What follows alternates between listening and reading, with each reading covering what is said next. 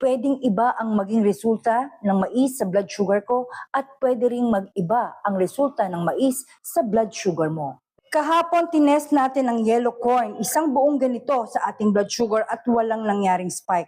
Hindi ako kumbinsido, kaya naman bumili na naman ako ng isang yellow corn na ganito para i-check uli at i-test uli sa ating blood sugar dahil gusto ko talagang malaman kung gaano ba kataas ang spike ng yellow corn sa ating blood sugar. Check na muna natin ang ating blood sugar bago natin kainin to.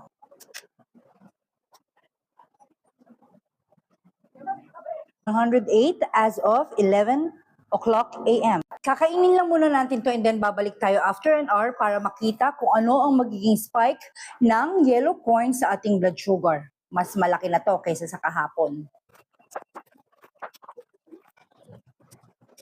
Kalipas na ang isang oras, i-check na natin kung anong nangyaring spike sa ating blood sugar sa isang buong yellow corn.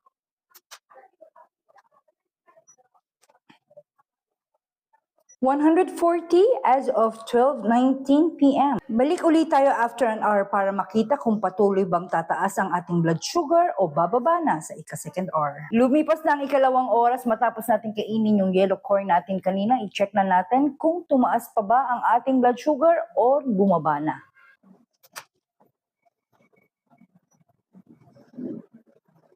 $104 as of 1:44 p.m. Bilang isang diabetic, kung isasama mo sa iyong diet ang yellow corn, kailangang eat in moderation dahil ang isang cup ng yellow corn ay katumbas ng 31 grams ng carbohydrates at merong kasamang 5 grams ng protein at 4 grams ng fiber.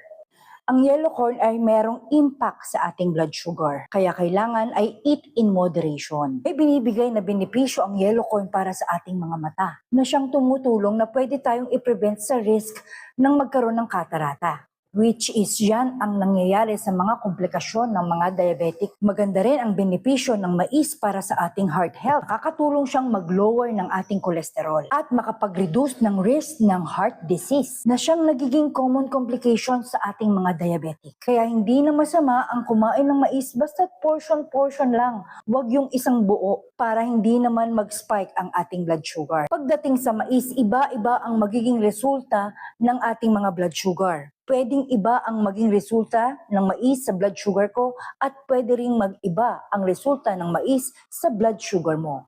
Para safe sa iyo at sa akin, mas magandang kainin ng mais ng portion-portion lang. Eat in moderation. Sana nakatulong ang video ko ngayon and that will be all for my today's journey. See you all tomorrow for my tomorrow's journey.